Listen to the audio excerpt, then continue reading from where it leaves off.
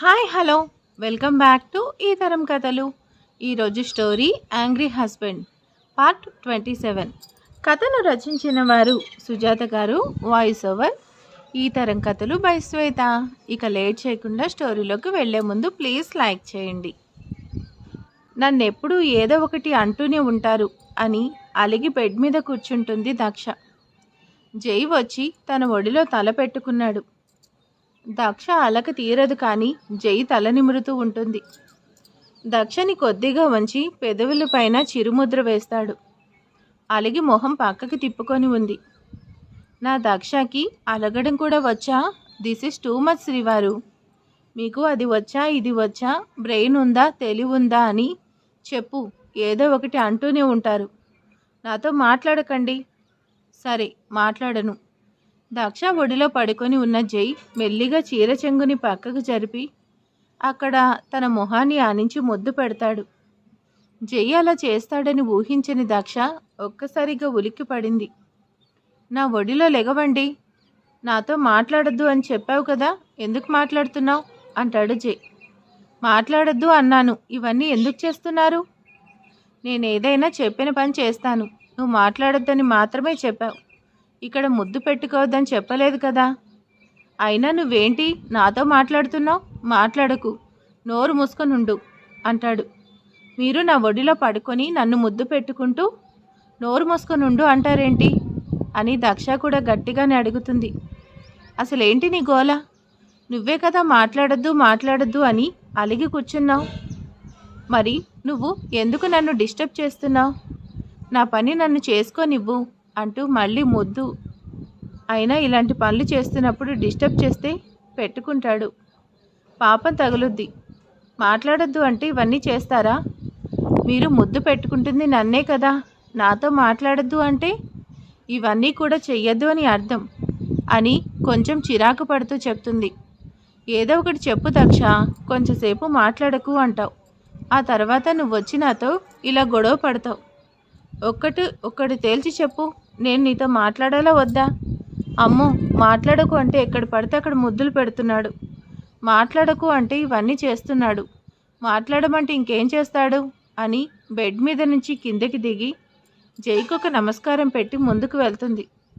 Hello madam, మాట్లాడవా? మాట్లాడను అని తలడ్డంగా తిప్పుతుంది. నిజంగా మాట్లాడవా? అస్సలు మాట్లాడను అని సైగ చేసి కొంచెం పక్కకు వెళ్తుంది. అది చూద్దాం, నీ అంతటి నువ్వే వచ్చి మాట్లాడేలాగా చేస్తాను అంటాడు జై. నీ వల్ల కాదులే అని సైగ చేస్తుంది. మరి బెడ్ వేద్దామా? అంతకుముందు ఒక్కసారి కోపడను అని చెప్పి బెడ్లో ఓడిపోయి కానీ ఒప్పుకోకుండా ఇద్దరు కలిసి బాత్రూంలో స్నానం చేసింది గుర్తొచ్చి సెల్ తీసుకొని నేను గెలిచినా కానీ మీరు ఒప్పుకోరు కదా, ఏమీ వద్దులే అని మెసేజ్ పెడుతుంది. ఆ మెసేజ్ చూడగానే సో నిజంగానే మా మేడం గారికి కోపం వచ్చింది అనుకొని అయినా ధైర్యం లేదని ఒప్పుకోవచ్చు కదా, ఎలాగైనా ఓడిపోతామని తెలిసి బెట్ వెయ్యట్లేదా అని ఫోన్లో మెసేజ్ పెట్టి తను నుడిగిస్తాడు. దక్ష మెసేజ్ చూడగానే నాకు చాలా ధైర్యం ఉంది, ఓడిపోతాననే భయం కూడా లేదు. నేనేదైనా నిజాయితీగా ఒప్పుకుంటాను, కానీ తమరు ఓడిపోయినా ఒప్పుకోరు కదా అని మెసేజ్ పెడుతుంది. అబ్బో, అంత ధైర్యం ఉంటే బెట్టుకు ఒప్పుకో. అయిపోయిన విషయం ఇప్పుడు ఎందుకు చెప్పు, సంగతి చూద్దాం అని ఇంకొక మెసేజ్ తనకి ఫార్వర్డ్ చేస్తాడు. ఓకే, ఒప్పుకుంటాను, నేను నీతో అస్సలు మాట్లాడను అని మెసేజ్ పంపిస్తుంది. జై కూడా నవ్వుతూ నాతో మాట్లాడకుండా ఎన్ని రోజులు ఉండగలవు? నేను కూడా చూస్తాను. నీ అంతటి నువ్వుగా వచ్చి నాతో మాట్లాడేలాగా చేయకపోతే నా పేరు జై కాదు అని ఛాలెంజ్ చేస్తున్నట్టుగా మెసేజ్ పెడతాడు. ఓకే అంటుంది దక్ష కూడా. మౌనికని బయటకు పంపించేసి రోహిత్ని ఓడించిన సందర్భంగా జైకి చాలా హ్యాపీగా అనిపించింది. దక్షని బయటకు తీసుకెళ్దాం అనుకుంటాడు కానీ ఇప్పుడు ఇలా అయ్యింది, పర్వాలేదులే, ఎలాగో బెట్లో నేను విన్ అవుతాను కదా, అప్పుడు తీసుకెళ్దాంలే అనుకుంటాడు. అక్కడే కూర్చొని కొంచెంసేపు ఫోన్ చూస్తుంది కానీ మాట్లాడకుండానే ఉంటుంది. అదే గమనిస్తూ ఉంటాడు జై కూడా. జై కూడా ల్యాప్టాప్లో వర్క్ చేసుకుంటూ దక్షని తను కూడా పలకరించడు. దక్ష కూడా పలకరించదు. శ్రీవారు వర్క్ చేసుకుంటున్నాడు కాబట్టి ఆయనకు బాగానే ఉంది, నాకు మాత్రం పిచ్చి పట్టేలా ఉంది అనుకుని కిందకు వెళ్తుంది. కిందకు వచ్చేసరికి కూడా అందరూ సోఫాలో కూర్చొని ఫోన్ చూసుకుంటూ మాట్లాడుకుంటూ ఉంటారు. దక్ష కూడా అక్కడికి కూర్చొని వచ్చి దక్ష కూడా వెళ్ళి అక్కడ కూర్చొని ఉంటుంది. వాళ్ళు ఏదో ఒకటి అడుగుతూ ఉంటారు దక్షని. ఇంకేదో సమాధానం చెప్తూ ఉంటుంది. ఏమైంది, నాకు ఏం కాలేదు, నేను మాట్లాడకుండా ఉండగలను అని మరొకసారి గట్టిగా అనుకొని కిచెన్లోకి వెళ్ళి నేను వెజిటేబుల్స్ కట్ చేస్తాను అని చెప్పి కట్ చేసి పద్మకి ఇచ్చి వెళ్ళిపోతుంది. వాటిని చూడగానే ఆశ్చర్యపడుతుంది. ఈరోజు ఏమైంది మేడం గారికి? ముక్కలన్నీ డస్ట్బిన్లో పడేసి కూర చేయడానికి వేస్ట్ అంతా ఇక్కడ పెట్టారు అనుకుంటుంది. అది కూడా డస్ట్బిన్లో పడేసి మళ్ళీ వెజిటేబుల్స్ తీసి కట్ చేస్తుంది.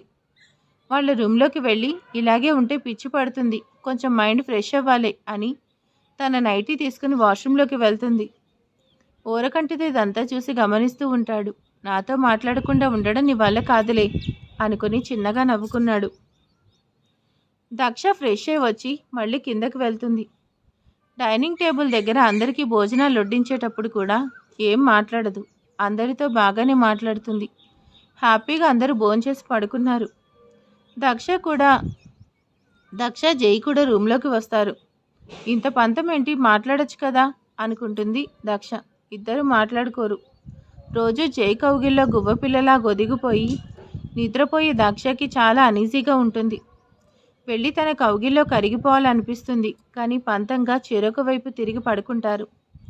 జై మాత్రం చాలా నమ్మకంగా ఉంటాడు. ఎందుకంటే నాతో మాట్లాడకుండా తను ఉండలేదు, తప్పకుండా మాట్లాడుతుంది అని ఎదురు చూస్తున్నాడు.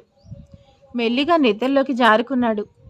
తెల్లారి జై కళ్ళు తెరిచి చూసేసరికి రోజులాగానే జై గుండెల మీద దక్ష పడుకొని తన చుట్టూ చెయ్యి వేసి గట్టిగా పట్టుకొని ఉంటుంది. తన నుదుటి మీద ముద్దు పెట్టుకుంటాడు. అలా ముద్దు పెట్టగానే దక్ష కళ్ళు తెరిచి చిన్నగా స్మైల్ ఇస్తుంది. Good morning dear. అంతే, గబుక్కున లేచి కూర్చొని మీరు నాతో మాట్లాడారు అని మెసేజ్ పెడుతుంది. ఆ మెసేజ్ చూడగానే జై గతుక్కుమన్నాడు. నేను గుడ్ మార్నింగ్ దక్ష అనలేదే, గుడ్ మార్నింగ్ డియర్ అన్నాను అని మెసేజ్ ఫార్వర్డ్ చేస్తాడు. డియర్ అంటే నేనే కదా అని అడుగుతుంది. నువ్వే అని ఎవరు చెప్పారు? నువ్వు కాక ఇంకా ఉన్నారులే అని ఫోన్ పక్కన పెట్టేసి వెళ్ళిపోతాడు. నేను కాక ఇంకెవరో ఉన్నారా అని ఏడుపు మొహం పెట్టుకుని కూర్చుంటుంది. కొద్దిసేపటికి జై వాష్రూమ్ నుండి బయటకు వస్తాడు. ఇంకొకరు ఎవరు అని గట్టిగా అడగాలని వెళ్ళి బెట్ విషయం గుర్తు చేసుకొని సైలెంట్గా శారీ తీసుకొని వాష్రూమ్లోకి వెళ్ళిపోతుంది.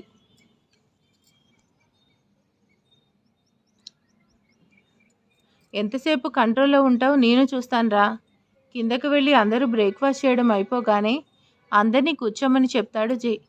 అందరూ సోఫాలో కూర్చుంటారు. ఏంటన్నయ్య, ఏంటి స్పెషల్ అని అడుగుతాడు లడ్డు. తాతయ్య, ఆదిని నీ కంపెనీకి పంపిద్దాం అనుకుంటున్నాను. అలాగే ఆదిని ఏ సీట్లో కూర్చోబెట్టాలనుకున్నాను. అక్కడికి రాఖీని పంపిస్తాను. ఆ మాట వినగానే వర్ధనమ్మ గారి కళ్ళలో మెరుపు కనిపిస్తుంది. దాన్ని జై ఇంకా దక్ష ఇద్దరు గమనిస్తారు. యువర్ రైట్ దక్ష, నిజంగానే పెద్దమ్మ ఫీల్ అవ్వకుండా మంచి ఐడియా ఇచ్చావు, వెరీ గుడ్ అని మనసులో మెచ్చుకుంటాడు.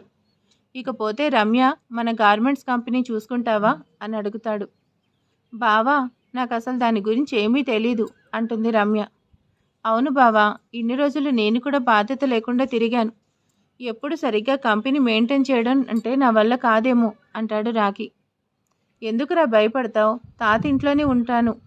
ఇక ఆయన రెస్ట్ తీసుకుంటారు, ఎక్కడికి వెళ్ళరు. నీకెప్పుడు ఏ అవసరమైనా ఆయన సలహా తీసుకోవచ్చు. ఇంకా నేను కూడా ఉంటాను, భయపడకు.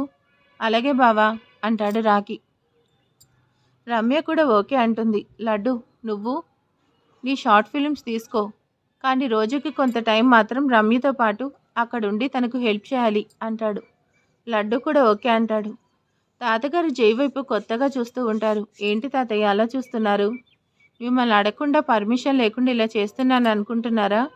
కాదురా, మంచి డిసిషన్ తీసుకున్నావు అని అభినందిస్తూ చూస్తున్నారు అంటారు.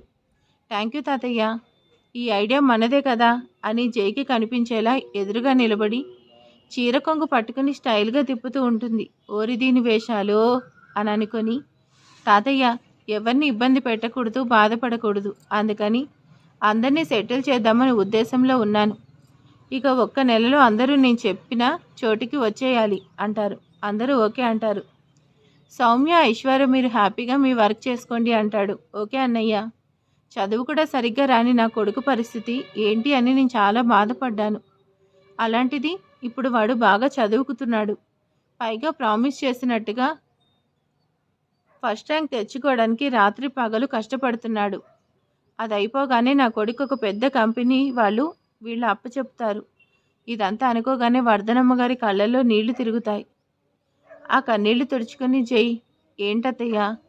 జై దగ్గరికి వచ్చి తనని కిందకొంచి నుదుటి మీద ముద్దు పెట్టుకుని, సారీరా, నా పిల్లల్ని ఎక్కడ పట్టించుకోకుండా పోతావని కొద్దిగా భయపడ్డాను. కానీ నువ్వు అందరినీ సమానంగా చూస్తున్నావు. నీ గురించి తప్పుగా అనుకున్నానురా. ఈ అత్తని క్షమిస్తావు కదా? చాచా, ఏంటత్తయ్యా అలా మాట్లాడతావు? నాకు అందరూ ఒకటే, ఇంకెప్పుడు అలా అనుకోకండి. రాఖీకి చాలా పెద్ద బాధ్యత ఇస్తున్నావు. కొంచెం వాడిని కనిపెట్టుకొనుండు అంటుంది. అత్తయ్య, అందరినీ నేను జాగ్రత్తగా చూస్తాను, నా మీద నమ్మకం ఉంచండి అని చేతిలో చేయి వేసి చెప్తాడు. అందరినీ అంత సంతోషంగా చూస్తుంటే శ్రీనివాసరావు గారు మనసు తృప్తిగా అనిపిస్తుంది. కానీ బావా, కొంచెం భయంగా ఉంది అంటాడు రాఖీ. రాఖీ, భయపడితే ఎలాగా? నేను చెప్పాను కదా, నేను తాతయ్య ఉన్నాం ఇక నీకు హెల్ప్ చేయడానికి. మీ అక్క కూడా ఉంది కదా అంటాడు దక్ష వైపు చూసి. రాఖీ, ఎందుకు భయపడతావు? ధైర్యంగా ముందడుగు వేయి, సక్సెస్ అదే వస్తుంది. ధైర్యంగా ముందడుగు వేస్తే సక్సెస్ అవ్వదు అంటాడు జై. రాఖీ, మనకు తెలుసులే, ధైర్యంతో పాటు తెలివితేటలు కూడా ఉండాలి. అది నీకు చాలా ఉన్నాయి. Don't worry.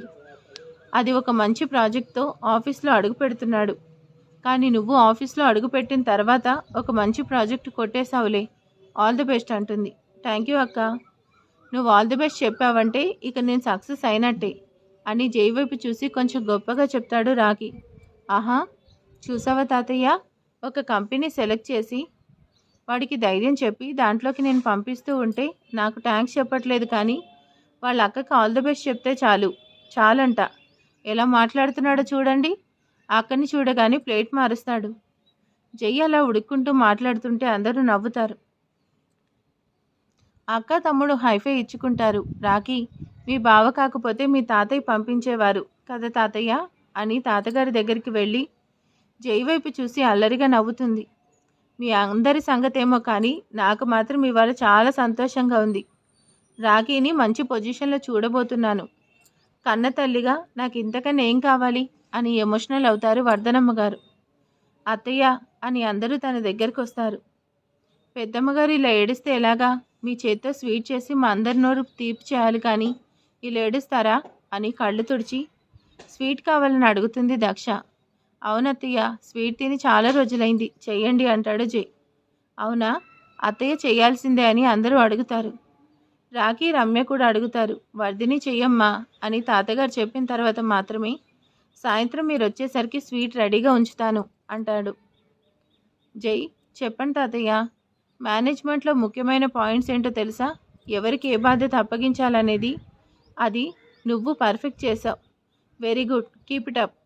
దక్ష వాళ్ళ తాతగారు పక్కన నిలబడి, వాట్ ఎన్ ఐడియా సర్జీ, మంచి ఐడియా కదా తాతయ్య అని అందరి ముందు పొగుడుతూ ఉన్నట్టే ఉంది. కానీ దక్ష తన షోల్డర్ దగ్గర చేయి పట్టుకొని శారీ స్టెప్స్ పట్టుకొని ఎగరేస్తూ నవ్వుతూ ఉంటుంది. రాక్షసి, పైకి నన్ను పొగుడుతూ ఉన్నట్టుంది కానీ తన గొప్ప నాకు చెప్తుంది అనుకుంటాడు. అందరికీ మామూలుగా మాట్లాడుతున్నట్టు ఉంటుంది, కానీ వీళ్ళిద్దరూ మాత్రం పంతంగానే ఉన్నారు. ఇది సరదాకి వేసుకునే బెట్ అయినా కానీ ఇద్దరిలోనూ గెలవాలనే తాపత్రయం ఉంది. జై, ఏంటత్తయ్యా, వీళ్ళందరూ ఒక్కొక్క బాధ్యతలు అప్పగిస్తున్నావు.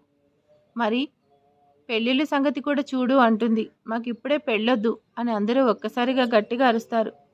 తొందర ఏముంది అత్తయ్య, ముందు వాళ్ళు చేస్తున్న పనులు సక్సెస్ అవ్వాలి, మంచి పేరు తెచ్చుకోవాలి, అప్పుడు చూద్దాంలే, ఇప్పుడు దాని సంగతి వదిలేయండి అంటాడు.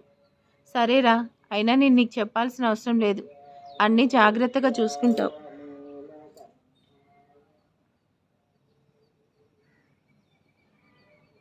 అని మేనల్లుడిని మెచ్చుకొని వెళ్ళిపోతుంది.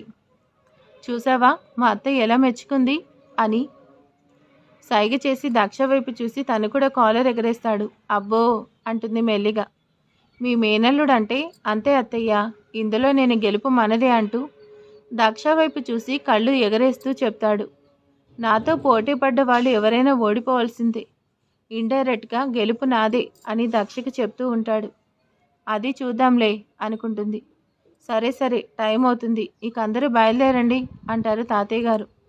అందరూ ఒక్కొక్కరుగా వెళ్ళిపోతుంటారు. అత్తయ్య వెళ్ళొస్తానని చెప్పి దక్షకి ఏం చెప్పకుండా షోల్డర్తో తనని బలంగా నెట్టి ముందుకు వెళ్తాడు జై.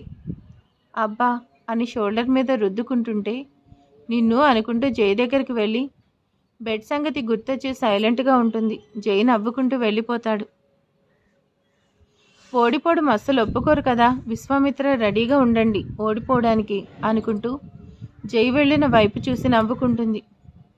రాఖీ మాత్రం దిగాలుగా సోఫాలో కూర్చున్నాడు. ఏమైంది రాఖీ, ఎందుకు టెన్షన్ పడుతున్నావు? ఈరోజు ఈవినింగ్ రిజల్ట్స్ వస్తాయక్క. అంటే మనం సప్లిమెంట్ రాశాను కదా, కొంచెం టెన్షన్గా ఉంది. రాఖీ, నువ్వు కష్టపడి చదివావు, ఎగ్జామ్స్ బాగా రాశానని చెప్పావు, ఎందుకు భయపడుతున్నావు? రిలాక్స్గా ఉండు, చూస్తూ ఉండు. నువ్వు అన్నిటిలోనూ ఫస్ట్ క్లాస్ వస్తుంది. ఎందుకంటే అవి నీ మార్కులు కాదు, నువ్వు నాకు ఏ గిఫ్ట్ అయినా పెద్దదిగానే అందుతుంది, ఇచ్చే గిఫ్ట్ అంటుంది. ఇప్పుడు ఇది కూడా అలాగే, కొంచెం రిలాక్స్గా ఉండు, లేదంటే ఫ్రెండ్స్తో బయటికి వెళ్ళు, ఓకే అక్క అని చెప్పి వెళ్తాడు.